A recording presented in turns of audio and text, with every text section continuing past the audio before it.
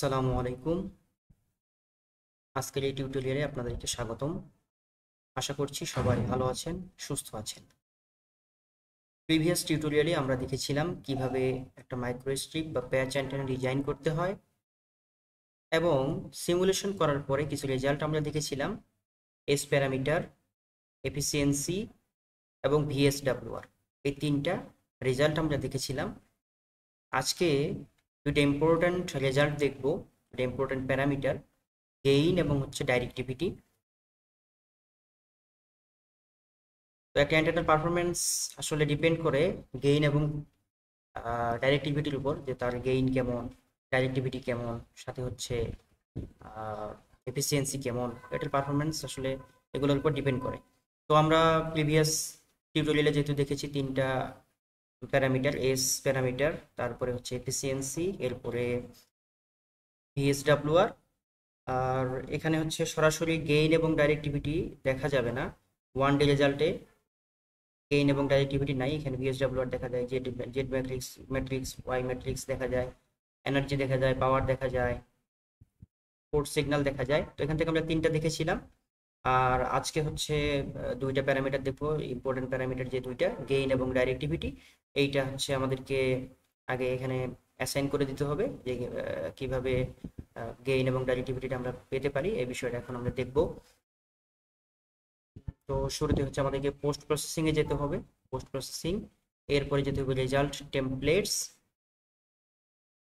এখান থেকে যেতে হবে ফার ফিল্ড রেজাল্টে, এরপরে আমরা অল সেটিংসে যাব, এখান থেকে আমরা ফার ফিল্ড সেটিংস, এটা ডাইরেক্টিভিটি আছে, আমরা ডাইরেক্টিভিটি দেখব। এরপরে frequency and output types broadband হবে, আর ইভালুয়েশন রেঞ্জ হবে 3D, এটা দেখবো। এরপরে আমরা ওকে করে দেব,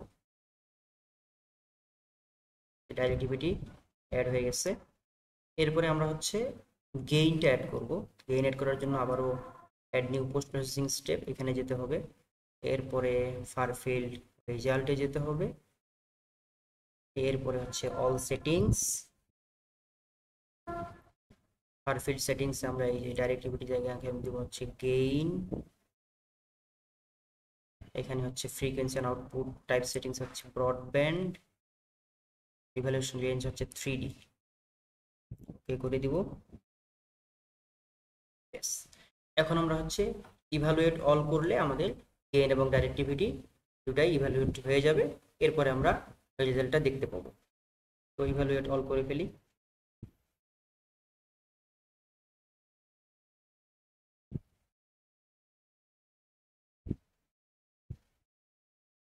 ইভালুয়েশন কমপ্লিট।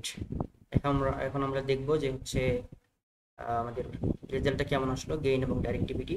এটা দেখার জন্য আমাদের ওয়ান ডে রেজাল্ট এখানে কিন্তু গেইন ডাইরেক্টিভিটি এটা আসবে না, আমাদেরকে দেখতে হবে টেবিলে, এই যে টেবিলস অপশন আছে, টেবিলস, এরপরে ওয়ান ডে রেজাল্ট, এইখানে দেখা যাচ্ছে গেইন আর ডাইরেক্টিভিটি।